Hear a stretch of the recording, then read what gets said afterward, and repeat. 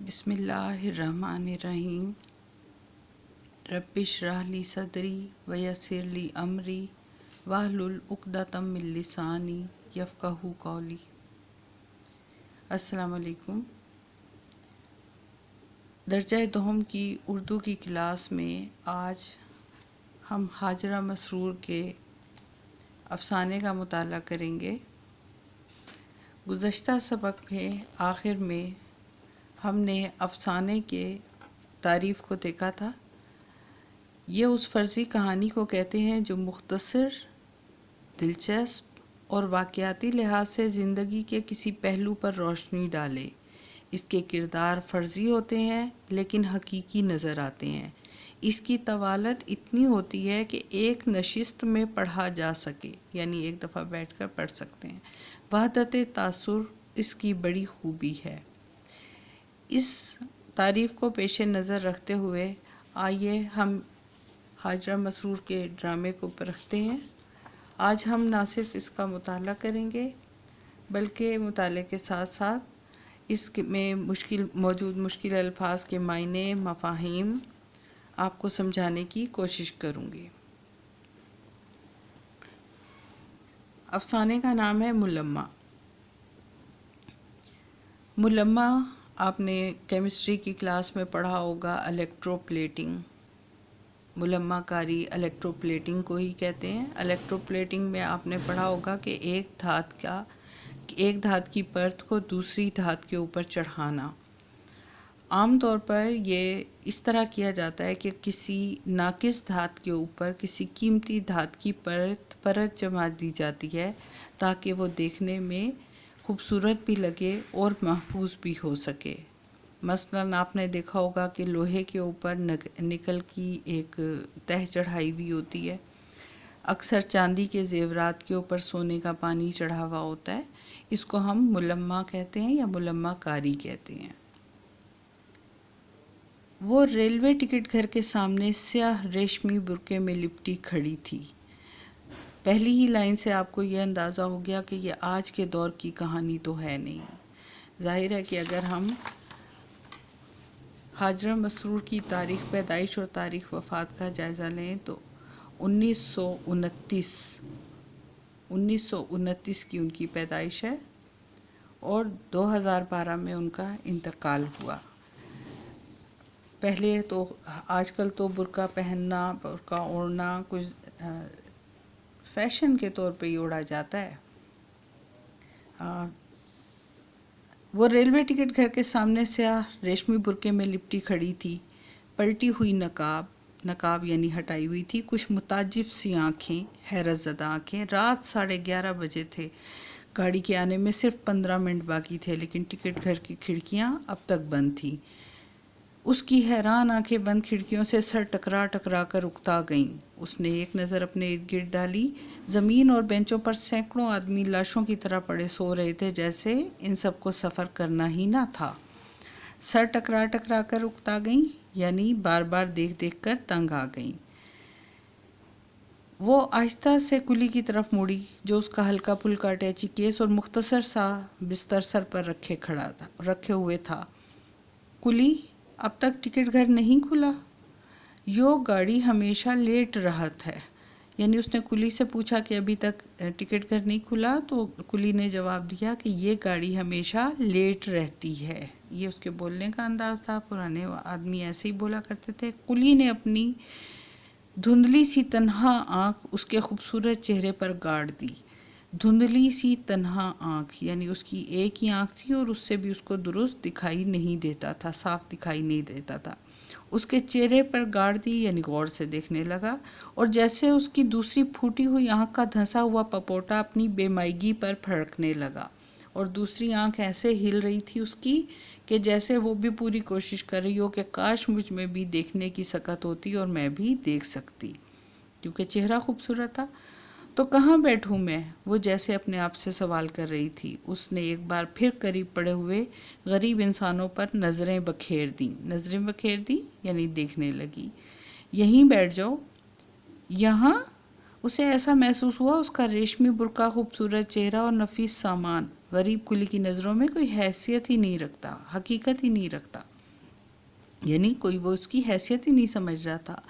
یہ سوچ کر اس کا دل بیٹھنے لگا، اسے دکھ ہونے لگا۔ وہ خاموشی سے نیم تاریک سی کالی کلوٹی سڑک کی طرف دیکھنے لگی۔ نیم تاریک یعنی جہاں تقریباً اندھیرا تھا، کالی سڑک کی طرف دیکھنے لگی جس پر اکا دکا چرخ کرتے یکے کی میلی چمنیوں والی بتیوں سے ایک کثیف سی روشنی نکل کر سڑک پر رینگ رہی تھی۔ جہاں اکا دکا یکے آ رہے تھے، یکا تانگا گاڑی جو ہوتی ہیں، ایک آدھی گاڑی تھی اور اس میں اس کے پہیے جن میں سے آوازیں آ رہی تھیں اور جن کے چمنیوں میں سے گاڑی سی روشنی نکل رہی تھی، یعنی گہرے رنگ کی روشنی تھی تاریکی کے قریب۔ اس کا خیال فوراً اپنی موجودہ حالت کی طرف دوڑ گیا۔ میں کیا ہوں اس وقت؟ دیکھنے والوں کی نظر میں یقیناً کوئی امیر کبیر آزاد خیال لڑکی، لیکن در حقیقت اس مٹے ہوئے خاندان کی قابل لیکن پریشان حال لڑکی، بالکل یکے کی دھندلی لالٹین۔ یعنی اس نے اپنے کو اپنی ذات کو بالکل لالٹین سے تشبیہ دی اور اس نے کہا کہ دیکھنے والے تو مجھے امیر کبیر لڑکی سمجھیں گے۔ جس زمانے کا یہ افسانہ لکھا ہوا ہے، اس زمانے میں اکیلی لڑکیوں کا سفر کرنا، اٹیچی کیس لینا، ہلکا پھلکا سامان لینا، یہ سب ماڈرن ہونے کی نشانی ہے۔ آپ نے دیکھا ہوگا کہ جو گنوار اور دیہاتی لوگ ہوتے ہیں وہ ڈھیر سامان لے کر سفر کر رہے ہوتے ہیں اور گٹھڑیاں بنائی ہوئی ہوتی تھیں، تو یہ سب چیزیں اس کے برعکس دکھا کے وہ کہہ رہے ہیں کہ آزاد خیال لڑکی۔ نہیں، میں یہاں نہیں بیٹھوں گی، اس نے قدرے غصے سے کہا۔ پھر اندھیرے میں گھورنے لگی۔ اندھیری سڑک پر کرارے بوٹوں کی چرر پیدا ہوئی، یعنی آواز پیدا ہوئی جو جوتوں کی آواز تھی، یعنی چمڑے کی آواز تھی، اور ایک سایہ لرزتا ہوا بڑھنے لگا، یعنی ہلتا ہوا سا ایک سایہ آگے آنے لگا۔ آخر اسٹیشن کی تیز روشنی میں اس نے دیکھا کہ ایک قبول صورت، یعنی اچھی شکل والا نوجوان ایک بھاری اوور کوٹ پہنے اسی طرف آ رہا ہے۔ یہ پھر ایک عمارت کی علامت ہے کہ اچھے کپڑے پہنے ہوئے اوور کوٹ، ایک اوور کوٹ جو ہے یہ بھی امیر ہونے کی علامت ہے۔ غریب لوگوں کو میسر نہیں آیا کرتے تھے پہلے اتنے گرم کپڑے۔ لڑکی سمجھی شاید ٹکٹ لینے آ رہے ہیں حضرت۔ وہ بے ساختہ مسکرا دی۔ کیوں مسکرائی؟ کہ ٹکٹ گھر بند ہے اور وہ ٹکٹ لینے آ رہے ہیں۔ بے ساختہ، اچانک نوجوان ٹائی کی گرہ کستا، یعنی اپنی ٹائی درست کرتے ہوئے اس پر ایک چپتی ہوئی نظر ڈالتا ٹکٹ گھر کے پیچھے نکل گیا۔ لڑکی کے کھلے ہوئے لب سکڑ گئے۔ ہوگا کوئی امیر زادہ، بھلا وہ 3rd کلاس کا ٹکٹ لینے کیوں آئے گا؟ یعنی آگے چلا گیا، وہ یہاں تو ٹکٹ 3rd کلاس کا ملتا ہے، وہ یہاں کیوں آئے گا؟ پھر ہم سامان رکھے جایت ہیں، کلی لڑکی کی خاموشی سے جھنجھلا کر بولا، یعنی کوئی جواب نہیں دے رہی تھی، کلی انتظار کر رہا تھا، تو اس نے جھنجھلا کر کہا کہ میں سامان رکھ کر جا رہا ہوں۔ بکو مت، میں یہاں ہرگز نہ بیٹھوں گی، وہ اونچی آواز میں بول اٹھی۔ اچانک وہی نوجوان ٹکٹ گھر کے پیچھے سے نکل آیا۔ کلی، تم زنانہ انٹر کلاس ویٹنگ روم میں کیوں نہیں لے جاتے؟ وہ بولا۔ پھر اتنی دور ٹکٹ لینے کون آئے گا؟ کلی لڑکی سے مخاطب ہوئی، لڑکی کلی سے مخاطب ہوا تھی، کیا مطلب ہوا کہ دونوں لڑکا اور لڑکی براہ راست گفتگو نہیں کر رہے تھے، دونوں کلی سے مخاطب ہو رہے تھے، حالانکہ گفتگو ایک دوسرے سے کر رہے تھے، انڈائریکٹ گفتگو تھی۔ ٹکٹ 2nd کا چاہیے یا انٹر کا؟ نوجوان بھی جیسے کلی سے پوچھ رہا تھا، یعنی دکھاوا تو یہ تھا کہ وہ کلی سے پوچھ رہا ہے، لیکن دراصل کس سے پوچھ رہا تھا؟ وہ لڑکی سے پوچھ رہا تھا۔ وہ ایک لمحے کے لیے سناٹے میں آ گئی۔ کلی، چلو، وہ بڑے روب سے کہنے لگی۔ آگے آگے کلی تھا اور پیچھے پیچھے وہ۔ اس کی اونچی ایڑی کی سینڈل زمین پر ایک دلچسپ شور بکھیر رہی تھی۔ مجوری میم صاحب؟ کلی نے اس کے چرمی بٹوے سے متاثر ہو کر کہا۔ مجوری کا مطلب ہے مزدوری، کہ میم صاحب مجھے مزدوری کیا دے دیں؟ کلی نے اس کے چرمی بٹوے سے متاثر ہو کر کہا۔ چرمی کا مطلب ہوتا ہے چمڑے سے بنا ہوا، بٹوا پرس۔ ابھی نہیں ملیں گے پیسے۔ وہ سنگار میں اس کے سامنے کھڑی جنوری کی کپ کپا دینے والی سردی میں رومال سے پیشانی پہنچ رہی تھی۔ یہ پسینہ کس چیز کا تھا؟ یہ گھبراہٹ کا پسینہ تھا۔ اکیلی تھی، اوپر سے ایک لڑکا اس کو مل گیا اور اکیلے کبھی اس نے سفر نہیں کیا تھا، یہ گھبراہٹ کا پسینہ تھا۔ کاہے؟ کیوں؟ کلی کے موٹے ہونٹ لٹک گئے، یعنی وہ مایوس ہو گیا۔ اکٹھے لے لینا، سمجھے تم؟ گاڑی پر سامان بھی رکھوا دینا، اور دیکھو جیسے ہی ٹکٹ گھر کھلے مجھے آ کر بتانا، پیسے زیادہ ملیں گے۔ یعنی اس نے امیر لڑکیوں کی طرح، بالکل اس کے انداز قطعی امیرانہ تھے کہ امیر لڑکیوں کی طرح اس نے روب دار انداز میں کہا کہ پیسے زیادہ ملیں گے اور میرے سارے کام کر لو لیکن آخر میں ملیں گے۔ کلی اپنے ناریل جیسے سر پر پگڑی لپیٹتا چلا گیا اور لڑکی بجائے بیٹھنے کے مضطربانہ ٹہلنے لگی، مضطربانہ بے چینی کے ساتھ۔ سامنے بینچ پر کوئی کمبل میں لپٹا کلبلا رہا تھا۔ عجیب مصیبت ہے، وہ دل ہی دل میں کہنے لگی، یہ کمبخت مرد ہر موقع پر آ دھمکتے ہیں، کچھ نہیں تو سیکنڈ اور انٹر کا شوشہ ہی چھوڑ دیا۔ یعنی یہ اس لڑکے کے خیال میں تھی کہ دیکھو تو صحیح، یہ لڑکا آ گیا، اب اس نے یہ ذکر کر دیا کہ سیکنڈ یا انٹر کلاس میں، اب اسے کیا معلوم کہ اس نے اس وقت جو میرے پاس دیکھا بس یہی میری کل کائنات تھی۔ یعنی شاید وہ اس کی ظاہری حالت اور چیزوں کو دیکھ کر متاثر ہو کر انٹر اور سیکنڈ کی بات کر رہا تھا۔ اٹیچی کیس اور ہولڈال بستر بند کو کہتے ہیں۔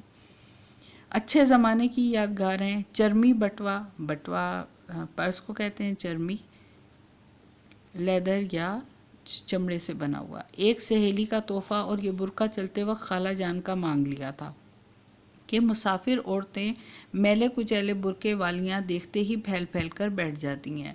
یعنی عورتیں اگر اچھا لباس نہ پہنا ہوا ہو تو عورتیں زیادہ اہمیت نہیں دیتی اور جگہ بھی نہیں دیتی، پھیل پھیل کر بیٹھ جاتی ہیں، یعنی اتنا کھلا ہو کے بیٹھ جاتی ہیں کہ دوسرے کو بیٹھنے کی جگہ نہیں ملتی۔ آج ہی دوپہر تو چچا جان کی بیماری کا خط ملا تھا۔ امی جان کا خیال ہے کہ اگر گھر سے کوئی انہیں دیکھنے چلا جاتا تو اچھا تھا، ورنہ وہ یہ کہیں گی کہ ہم نے تو بھائی کے مرنے کے بعد بھاوج اور بھتیجے بھتیجوں کا اتنا خیال کیا کہ پیسے کو پیسہ نہ سمجھا، یعنی پیسے خرچ کرتے رہے، اس کی اہمیت کو نہیں سمجھا۔ لیکن وہی برے وقت کے ساتھی نہیں، بس وہ اتنا ہی سن کر جانے کو تیار ہو گئی۔ امی جان نے جانے کب سے 3 روپے جوڑ کر رکھے تھے، سو نکال کر دیے کہ تم عقیل کو ساتھ لے کر چلی جاؤ۔ عقیل بچہ ہی صحیح لیکن ہے تو لڑکا۔ آپ کو پتہ ہے ہمارے ہاں اکیلی لڑکی کا جانا معیوب سمجھا جاتا ہے مسلم معاشرے میں، تو انہوں نے یہ کہا کہ بچے کو ساتھ لے جاؤ، ہے تو لڑکا نا کم سے کم۔ بس یہی ان کی بات مجھے زہر معلوم ہوتی ہے، زہر بہت بری لگتی ہے، زہر معلوم ہونا بہت بری لگنا۔ جانے وہ لڑکیوں کو کیا سمجھتی ہیں؟ میں نے ان سے پوچھا، میں کیا لڈو پیڑا ہوں جو کوئی کھا لے گا اور عقیل کو دیکھ کر ڈر کے مارے اگل دے گا؟ یعنی میں کوئی لڈو پیڑا ہوں کہ جو کوئی مجھے کھا لے گا، لیکن اگر عقیل ہوگا تو پھر نہیں کھائے گا، واپس اگل دے گا۔ آخر سلمیٰ اور رضیہ بھی تو لڑکیاں ہیں، کیسے مزے میں تنہا سفر کرتی ہیں؟ اس پر انہوں نے کہا کہ بھائی وہ بڑے آدمی کی لڑکیاں ہیں۔ میں نے جواب دیا، واہ، تب تو انہیں بلا مبالغہ 1 درجن نوکروں کے جھرمٹ میں سفر کرنا چاہیے۔ چونکہ ہم غریب ہیں اس لیے ایک ہی کا سفر خرچ نکلنا مشکل ہے، کجا ایک ننھے محافظ کے ساتھ، جس کی حفاظت خود مجھ پر فرض ہوگی۔ غرض گھنٹوں ان سے بحث کی، تب کہیں جا کر عقیل صاحب کے پہرے سے نجات ملی۔ یعنی اس نے بتایا کہ جن لڑکیوں کی آپ مثال دے رہے ہیں کہ وہ تو امیر لوگ ہیں اس لیے اکیلی سفر کرتی ہیں، تو ان کو تو پھر زیادہ نوکروں کے ساتھ سفر کرنا چاہیے، اور ہمارے پاس تو ایک کا خرچہ ہی مشکل سے نکلتا ہے، لہٰذا میں اکیلی ہی جاؤں گی۔ کھانسی کی خوں سے وہ چونکی، کمبل کی گٹھڑی کھلی اور ایک جھریوں کا مارا بگلے کے پر جیسے سفید بالوں کا چہرہ اس کے سامنے تھا۔ وہ اپنی ڈھیلی ڈھالی فراق، ترشے ہوئے بال اور ٹرنک پر رکھے ہوئے ہیٹ سے کوئی عیسائی بڑھیا معلوم ہو رہی تھی۔ یعنی جو عورت سامنے لیٹی ہوئی تھی وہ کمبل کی گٹھڑی کھلی، یعنی وہ اتنی لپٹی ہوئی تھی، لگتا تھا جیسے ایک گٹھڑی رکھی ہوئی ہے۔ جھریوں کا مارا بگلے کے پر جیسا سفید بالوں کا چہرہ، یعنی جیسے بگلے کا پر ہوتا ہے، بگلا ایک پرندہ ہوتا ہے، سی گل اس کو کہتے ہیں بگلا، تو اس کے بالوں جیسا چہرہ تھا، یعنی سفید رنگ تھا، ڈھیلی ڈھالی فراک پہنی ہوئی تھی، ترشے ہوئے بال، کٹے ہوئے بال تھے، اور ٹرنک پر رکھے ہوئے ہیٹ، یعنی اس نے جو ہیٹ ٹرنک کہتے ہیں صندوق کو جو بکس پہ رکھا ہوا تھا، اس سے ایسا لگتا تھا کہ یہ کوئی عیسائی بڑھیا ہے۔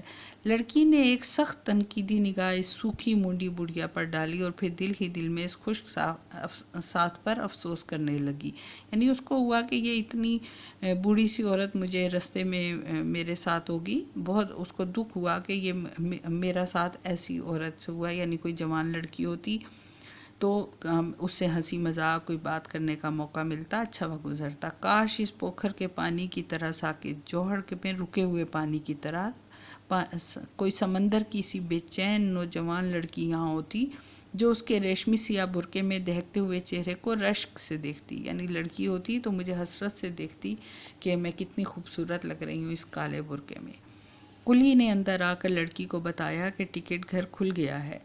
لڑکی اٹھ کر اس کے ساتھ ہولی یعنی چل پڑی۔ راستے میں وہ برابر ادھر ادھر دیکھتی جاتی کہ کہیں وہ نوجوان اسے 3rd کلاس کا ٹکٹ لیتے نہ دیکھ لے، کیا کہے گا اپنے دل میں وہ، لیکن وہ کہیں نظر نہ آیا۔ لڑکی نے اطمینان سے ٹکٹ لیا، یعنی وہ لڑکا اب سامنے نہیں آیا اور اس نے اطمینان سے 3rd کلاس کا ٹکٹ لیا۔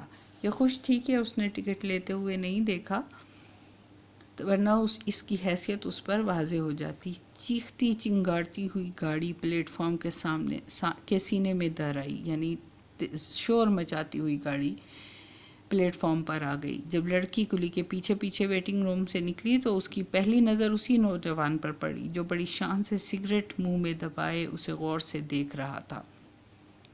اب کیا ہو، یعنی ظاہر ہے وہ جب وہ 3rd کلاس کے ڈبے میں چڑھے گی تو اس کو پتہ چل جائے گا۔ وہ سوچتی ہوئی جلدی جلدی آگے بڑھنے لگی۔ وہ زنانہ ڈبے کے بالکل قریب پہنچ گئی۔ عورتوں کی کاؤں کاؤں اور زیورات کی جھنکار، یا جیسے عادی مجرم قیدیوں کی ہائے ہائے ہتھ کڑیوں اور بیڑیوں کی تال پر، یعنی ایک شور شرابہ تھا۔ عورتیں بول رہی تھیں، زیور بج رہے تھے، چیزیں بج رہی تھیں، آدمی ایسے بول رہے تھے جیسے کہ سامان کے بیچ میں ایسی آوازیں آ رہی تھیں جیسے کہ مجرم ہائے ہائے کر رہے ہوں جن کو ہتھ کڑیاں اور بیڑیاں لگی ہوئی ہیں۔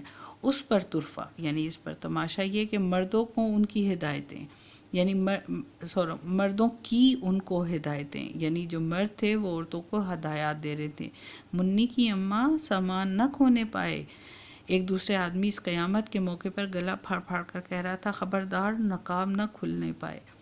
یہ وہ لوگ ہیں جو اپنے ذمے کوئی بھی کام نہیں لے رہے تھے، وہ اپنی بیگمات کو زنانے ڈبوں میں چڑھا کر اور خود بے فکر ہو رہے تھے۔ لڑکی کا کلی دروازے پر اڑے ہوئے مردوں کے درمیان سے نکل کر ڈبے میں داخل ہونے کی فکر کر رہا تھا کہ پیچھے سے عورتوں اور مردوں کی ایک اور ٹولی اسے بھرے ہوئے ڈبے پر حملہ آور ہوئی اور لڑکی بیچاری بیچ میں پھنس کر رہ گئی۔ اس ٹولی کی ایک عورت نے اپنا چاندی کی چوڑیوں میں پھنسا ہوا ہاتھ برقعے کی گدڑی سے نکالا اور لڑکی کو راستے میں حائل دیکھ کر دھکا دے دیا، یعنی ایک عورت نے جس نے چاندی کی چوڑیاں پہنی ہوئی تھیں اور برقعے کی گدڑی، یعنی ایک پرانا سا اس نے برقعہ پہنا ہوا تھا، اس میں سے نکالا اور لڑکی کو دھکا دے دیا۔ حائل دیکھ کر رکاوٹ دیکھا تو دھکا دے دیا۔ لڑکی ایک جھکولا کھا کر سنبھل گئی، یعنی وہ گرتے گرتے بچی۔ اس کا دل بے ساختہ چاہا کہ وہ اس عورت کا جھالروں سے مزین برقعہ نوچ لے، یعنی جھالروں والا جو اس نے برقعہ پہنا ہوا تھا، اس کو سجا ہوا جو برقعہ تھا اس کو نوچ کر بھاگ جائے، یا پھر اسے ریل کے نیچے دھکا دے دے، لیکن سامنے جو دیکھا تو وہی نوجوان کھڑا مسکرا رہا تھا۔ آپ کو پتہ ہے کہ اپنی غیر شائستہ ہونے کی علامت ہوگی اگر وہ چیخے گی، لڑے گی، تو وہ تو یہ بتانا چاہ رہی تھی کہ میں ایک امیر زادی ہوں اور ایک شائستہ گھرانے سے، تعلیم یافتہ گھرانے سے تعلق رکھتی ہوں، لہٰذا اس نے خاموشی اختیار کی لڑکے کو دیکھ کر۔ ارے کلی، تم مجھے یہاں کیوں لائے؟ وہ پوری طاقت سے چلائی اور کلی کو لے کر اس ہجوم سے نکل کر دوبارہ پلیٹ فارم کی پیمائش کرنے لگی، یہاں چلنے لگی۔ اس کی نگاہوں کے سامنے سینکڑوں میلے کچیلے برقعے غباروں کی طرح اڑ رہے تھے۔ کاش وہ بھی ایک ایسا ہی برقعہ اوڑھے ہوتی تو کوئی اس پر طنز سے مسکرانے والا نہ ہوتا۔ اس کے دل کے کسی گوشے میں یہ آرزو پھڑپڑانے لگی۔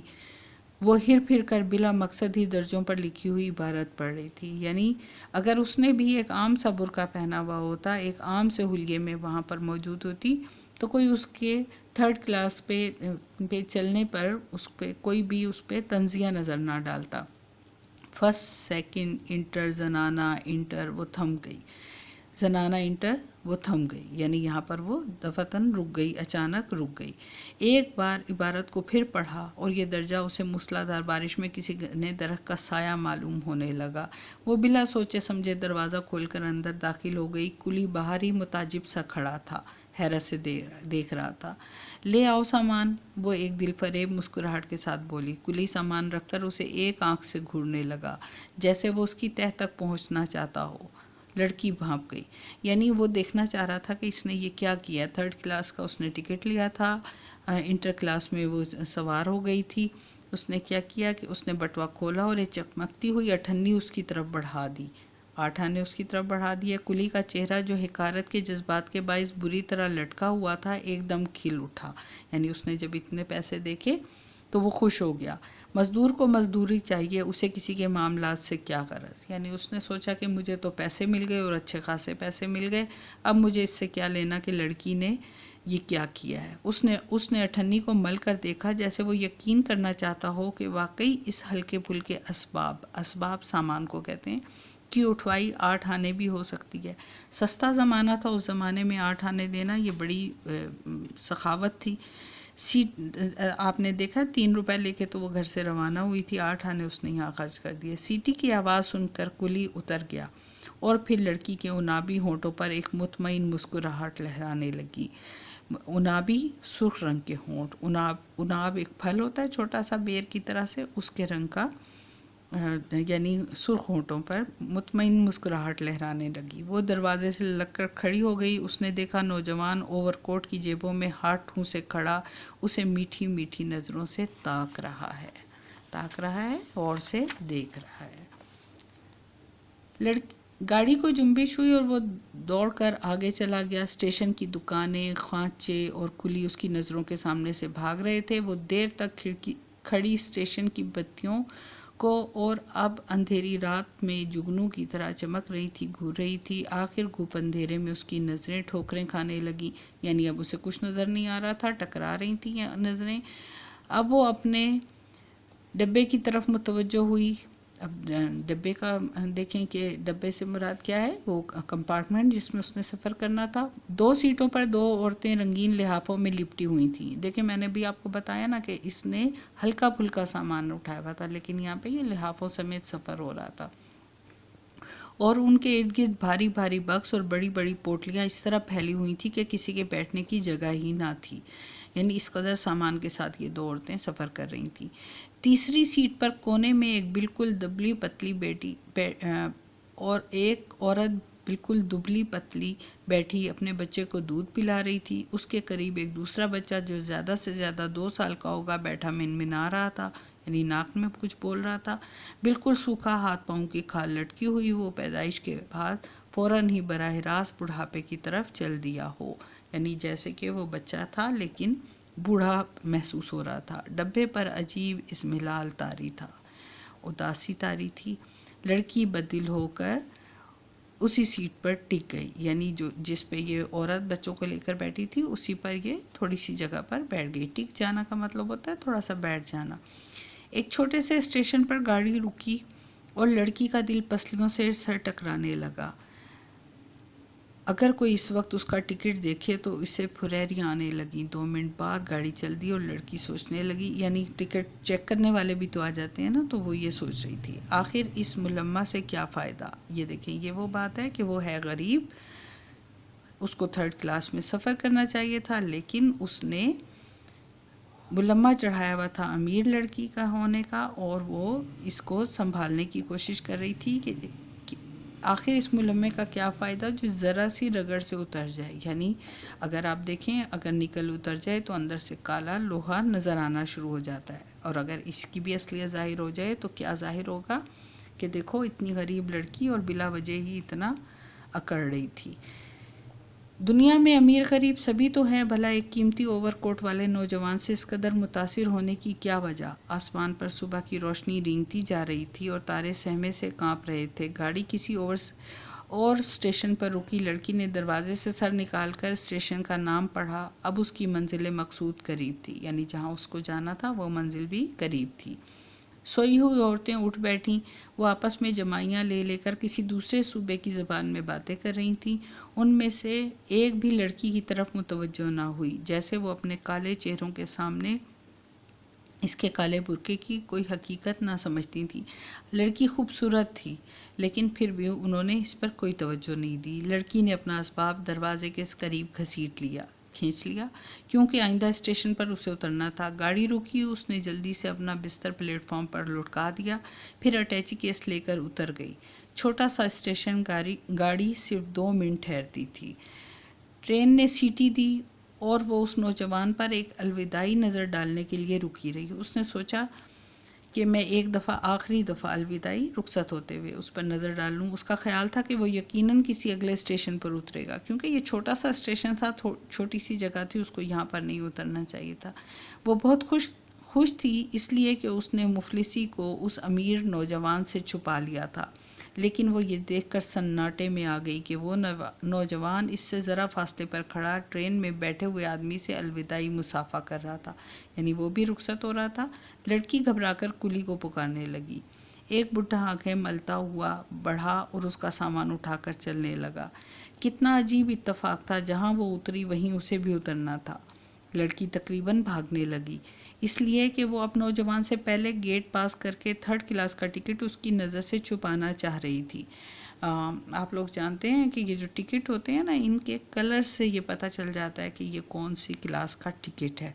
तो जब निकलते हुए दिखाना होता है टिकट चेकर को कि हमने टिकट के साथ सफ़र किया है, बगैर टिकट के नहीं किया, और अपना सामान भी चेक करवाना होता है, तो उस वक्त में आम तौर पर दूर से खड़े हुए लोगों को पता चल जाता है कि किस क्लास में सफ़र किया है।